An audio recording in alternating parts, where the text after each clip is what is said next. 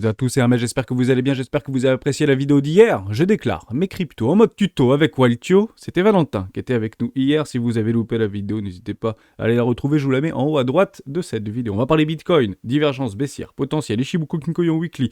Des clôtures seront extrêmement importantes, potentiellement une réintégration qui pourrait nous donner lieu à de la consolidation. Je vous donnerai ma vision sur Chapella très rapidement, et on sait enfin pourquoi Elon Musk a racheté Twitter. Ça y est, le voile est levé, on en parle maintenant.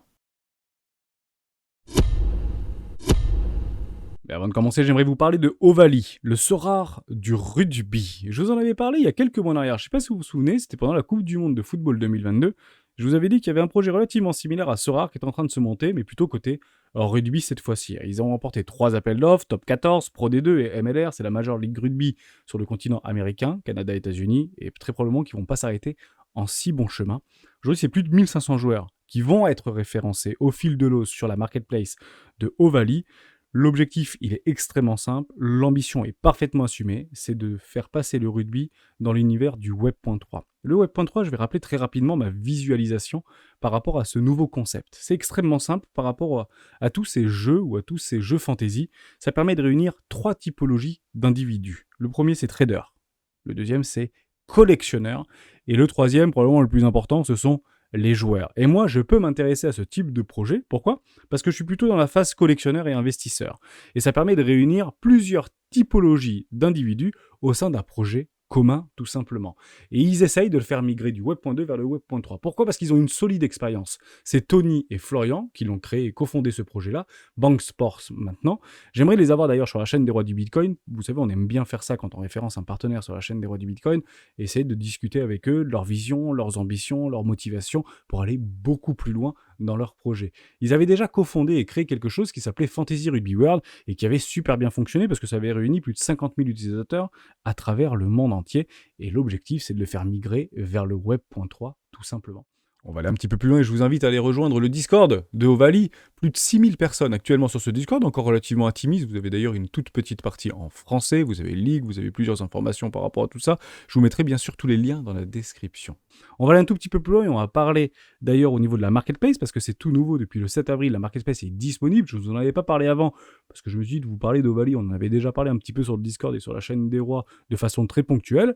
Mais là, on va faire un tout petit tour très rapide sur la marketplace. Mais juste avant, j'aimerais vous remettre dans une forme de hype qu'il y avait eu vis-à-vis de Sofiane Guitoun, qui a été la carte unique la plus chère vendue. Et quand je vais vous dire la plus chère, ça va peut-être vous surprendre, mais finalement, c'est pas si cher que ça. On est passé à 3110 $ sur la carte la plus chère au niveau de la pre-sale, si vous voulez, parce qu'ils avaient ouvert à quelques personnes, je crois que c'était 150 personnes maximum, par rapport à ces cartes-là. Donc vous avez Sofiane qui a été vendu 3100 $, vous avez Antoine Dupont qui est également associé, Antoine Dupont, meilleur joueur de rugby dans le monde, associé au projet Ovaly, il a été vendu à 2350 $, et vous avez également Mathieu Jalibert qui a été vendu à 1432 $. Ça, c'était les cartes les plus chères qui a été vendues en pre-sales, sur une toute petite communauté qui avait été sélectionnée. Ils avaient répondu d'ailleurs, et vous l'aviez vu, pas mal sur YouTube. Vous pouvez remplir un petit Google Doc pour pouvoir en fait être sélectionné pour participer à la pre-sales, tout simplement. Et dans la continuité de ces phénomènes de hype, on peut retrouver un dernier tweet de Ovaly qui est paru donc le 7 avril 2023 avec plus de 111 000 vues.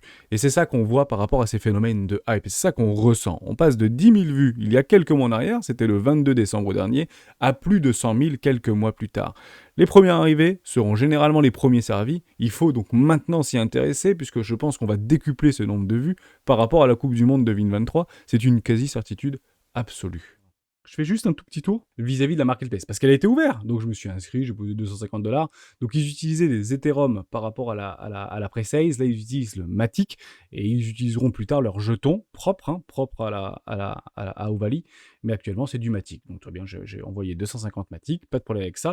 J'ai d'ailleurs fait comme si on s'inscrivait pour la première fois. Donc j'ai mis ma carte bancaire, j'ai dû faire un KYC. Le KYC est obligatoire. J'ai dû wrapper mes Matic et honnêtement en l'espace de 10 minutes, c'était fait. Et vous pouvez donc faire des enchères sur des cartes uniques, sur des supercards, sur des cartes rares limitées. Actuellement, on ne parle que d'enchères actuellement. On ne peut pas encore jouer, ça viendra incessamment sous peu, ce sera au fil de l'eau. Et actuellement, vous avez à peu près 150 cartes par jour qui sont listées tout simplement. Et donc vous pouvez faire des enchères. On va essayer de s'attraper une super rare peut-être du top 14, je sais pas, on va en faire une ensemble pour vous dire à quel point c'est relativement facile, parce que ça m'intéresse. Alors, j'ai toujours la même stratégie, je cherche des joueurs jeunes. Pourquoi jeunes? Parce que je suis collectionneur. Donc j'aimerais en fait j'aimerais le revendre dans, je vais dire une bêtise, peut-être dans 2 ans, dans 3 ans ou dans 4 ans. Par exemple, j'en ai un ici, France.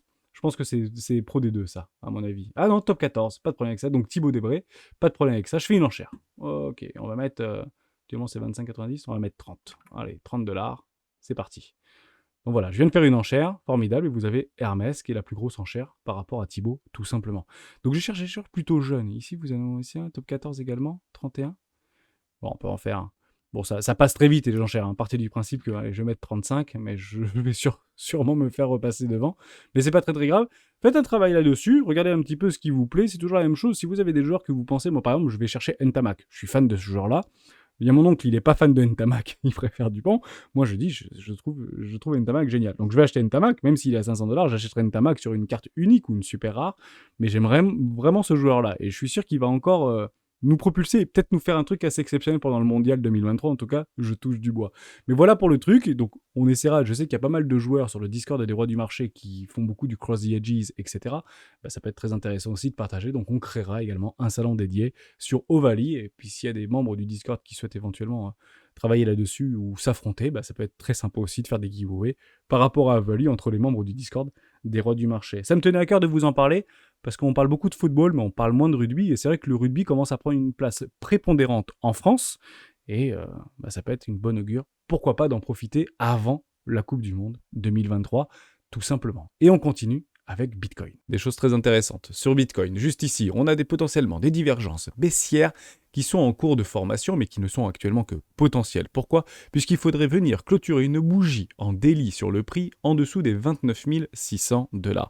Vous les avez ici, vous avez des grandes divergences baissières. La pression vendeuse se fait de plus en plus pressante. Ce qu'on est en train de tout simplement faire ici, c'est d'essayer de chasser des vendeurs qui souhaitent vendre le top de ce marché. Et jusqu'à preuve du contraire, on continue à les pousser dans leur retranchement. Si on venait à clôturer en dessous des 29 500, 29 600 $, est-ce que ça voudrait dire, ça y est, qu'on a une correction et qu'on ira chercher potentiellement les bottoms de marché? Absolument pas. Ça nous donnerait juste lieu à de la consolidation et aller chercher éventuellement un premier arrêt ici, venir chasser tous ces acheteurs en long levier x50, x100 qui n'auront déjà dès lors pas pris des profits. Premier arrêt serait éventuellement un bon play pour pouvoir acheter ce prix et suivre la tendance. Après, vous avez une zone de rechargement d'achat et une confluence avec le premier arrêt de tout le précédent mouvement, toujours sur les 25 000 $. Si je suis donc acheteur de ce marché, c'est exactement ce que j'attends. Je suis donc spectateur et j'achète les creux ici, et potentiellement ici, ou potentiellement dans une zone de rechargement d'achat. Je vous réexplique comment je fais. Je swing généralement dans la tendance et généralement haussière. Donc je diviserai ma position en plusieurs parties. Une position ici, une position ici, une position ici et potentiellement une position ici dans une grande zone de rechargement d'achat. Mon stop toujours en dessous des précédents lots, soit les 15 500 $. Je ne m'exposerai pas à plus de x3, x4, maximum x5 si je souhaitais suivre ce play pour pouvoir faire un long dans la tendance tout simplement. J'ai pas plus de choses à dire actuellement, on est plutôt haussier, c'est plutôt agréable à observer. Côté Ichimoku Kinkoyo, des choses très pertinentes à observer également. Je vais passer en weekly juste ici, c'est un petit peu brouillon parce que j'ai beaucoup d'éléments. Vous étiez ici bear, bull, on attend donc la clôture. C'est super important. C'est pas parce qu'on a traversé, parce qu'on a confirmé, maintenant il faut accepter et accélérer. Donc si on vient à clôturer une bougie en weekly, ce sera donc dimanche soir, au-dessus des 29 000 $, ok, c'est boule. On aura eu notre confirmation. Ensuite, on a besoin d'une acceptation et puis une accélération pour aller chercher nos objectifs, 33 000 $, 36 000 $, 42 000 $ et même plus, sur le rechargement de vente logique long terme entre les 52 et les 57 000 $ tout simplement. Il nous reste des poches de liquidité à aller chercher complètement logique, on en arrivera sur des réelles résistances. On est d'ailleurs déjà sur des formes de résistance ici parce qu'il y avait déjà du volume qui avait été exécuté sur les 30 000 $. C'est normal que ça bloque, ne soyez pas complètement... ne soyez surpris par rapport à ça, et j'ai bien peur qu'il se passe quelque chose dans la dynamique interne qui fait qu'il n'y a pas beaucoup de nouveaux capitaux qui rentrent sur ce marché. Juste avant ça, je vous parle d'Ethereum. Pourquoi? Parce que Chapella a été un événement planétaire. Je vous donne une vision très simple par rapport à Chapella. Pour moi, ça donne juste la possibilité à des institutionnels, à la smart money, à des grosses whales de pouvoir participer à la sécurisation du réseau Ethereum. ni plus ni moins. Beaucoup plus de flexibilité et apporter beaucoup plus de liquidité. C'est tout ce que ça change. Il y a eu des mécanismes pour ne pas retirer des millions d'Ethereum qui avaient déjà été bloqués. On parle de, je ne sais plus combien de millions, 3, 4, 10 millions, 17 millions, 14 millions. Ah, j'ai un doute, vous me le mettrez dans les commentaires. Je ne sais plus combien, mais vous êtes limité en réalité. Et si vous voulez retirer l'intégralité de vos 32 Ether minimum stakés depuis maintenant plusieurs années, eh ben, ça prendra quasiment 2 ans pour pouvoir le faire. Donc il y a eu des mécanismes, on ne retire pas tout du jour au lendemain. Ils ont réfléchi, ces développeurs, évidemment. Donc, je crois que c'est limité à 60 000 Ethereum par jour, ou quelque chose comme ça. Et ça prendra des années avant de pouvoir tous les retirer. Et généralement, c'est le contraire de ce qui se passe. Si vous pensez que c'est une news bearish, eh ben, généralement, c'est plutôt une news bullish. Et d'ailleurs, Ethereum nous a fait un petit truc relativement sympa. J'attends toujours cette accélération au niveau de l'Ethereum. On crée bien évidemment des creux ici avec des poches de liquidité complètement logiques qui se trouveraient 1600, 1800, 1700, 1800, etc., etc. On a la grosse liquidation de short qui se trouve entre les $2000 et les $2200.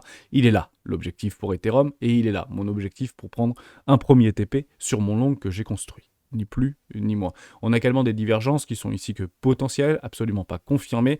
Si ça vient confirmer consolidation, premier arrêt, vous connaissez la musique mieux que moi. Pas plus de choses à dire par rapport à Ethereum, j'attends juste que le prix vienne à moi pour que je puisse prendre mes premiers TP environ sur les $2000. On y est quasiment, 19 300, 19 930, 19 940.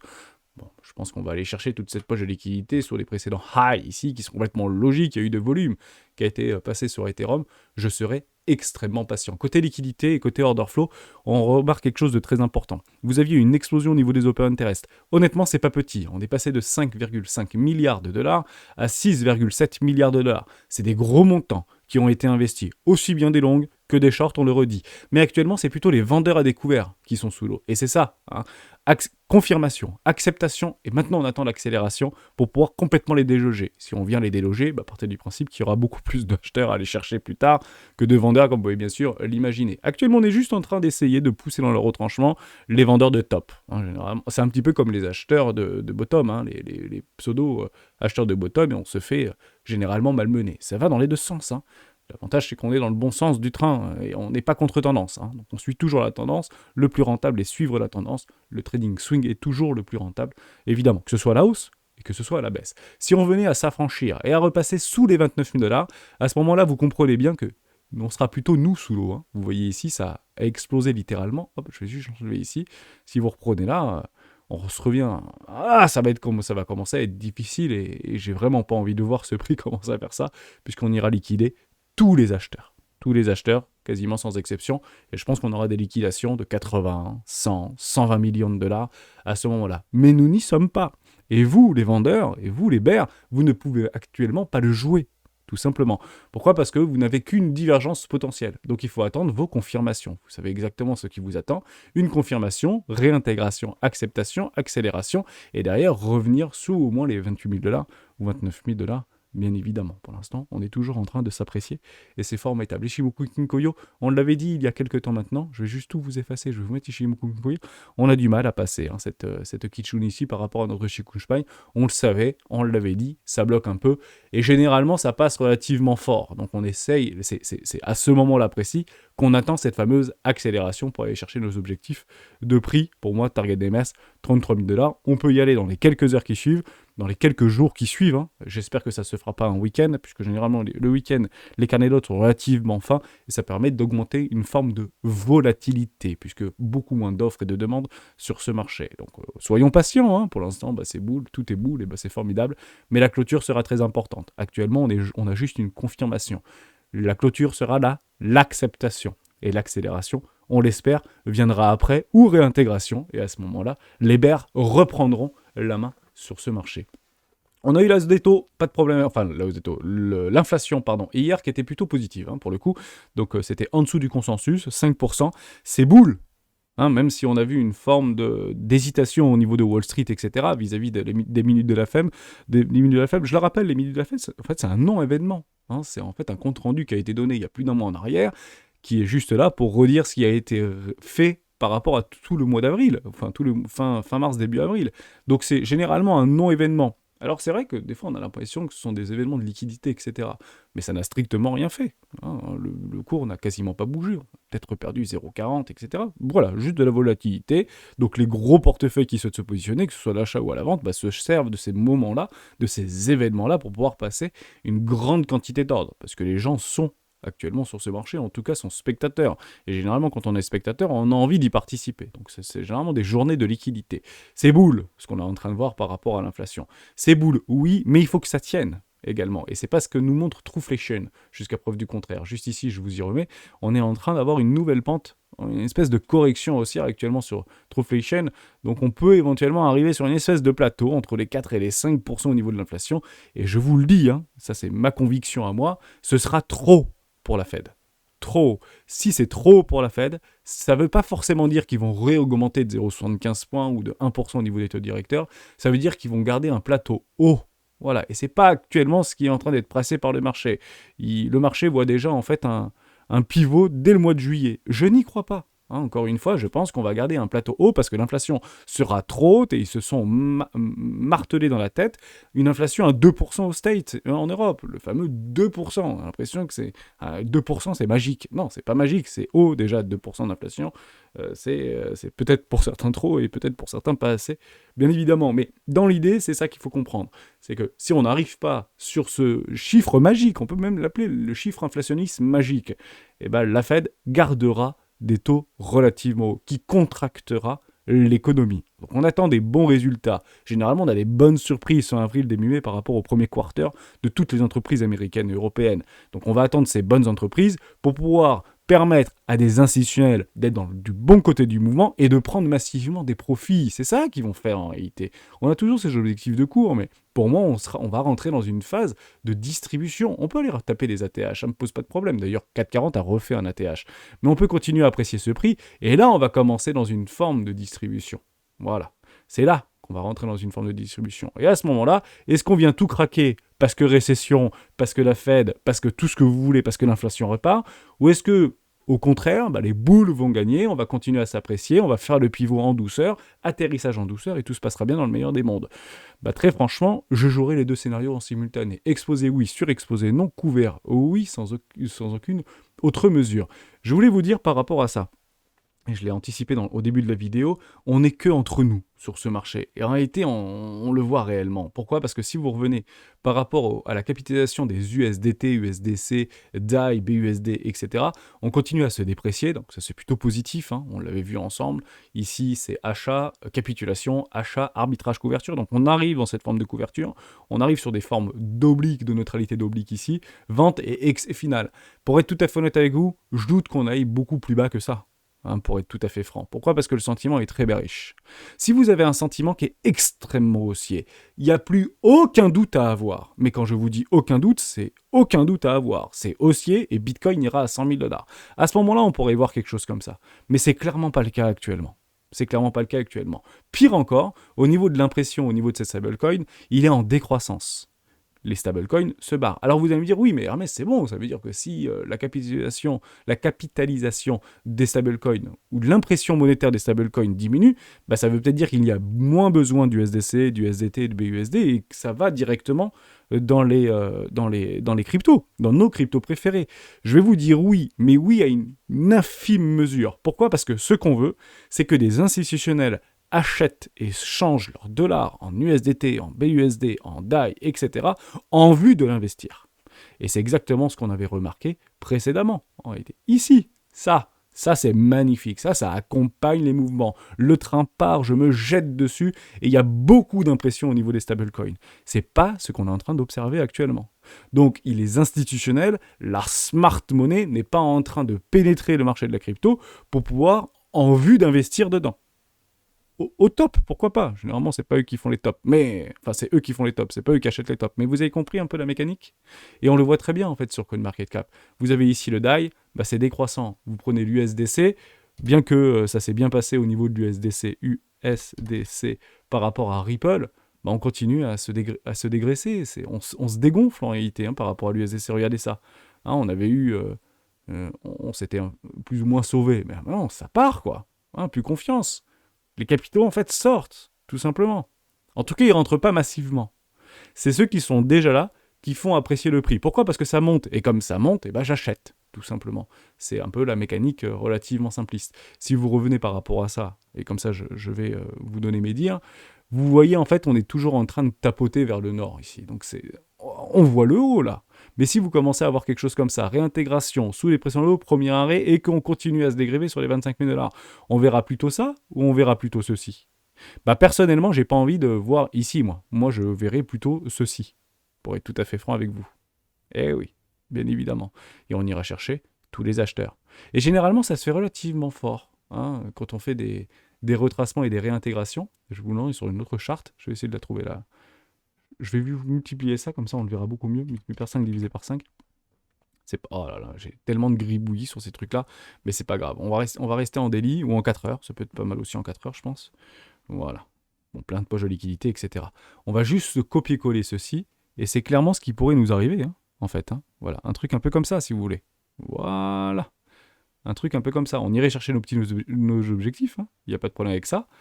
Derrière, on irait tout retracer un peu violent pour aller faire les déséquilibres. Hein, une espèce de machin un peu comme ça. Voire un truc un peu comme ça. Hein. Pas de problème avec ça. Vous voyez, un truc...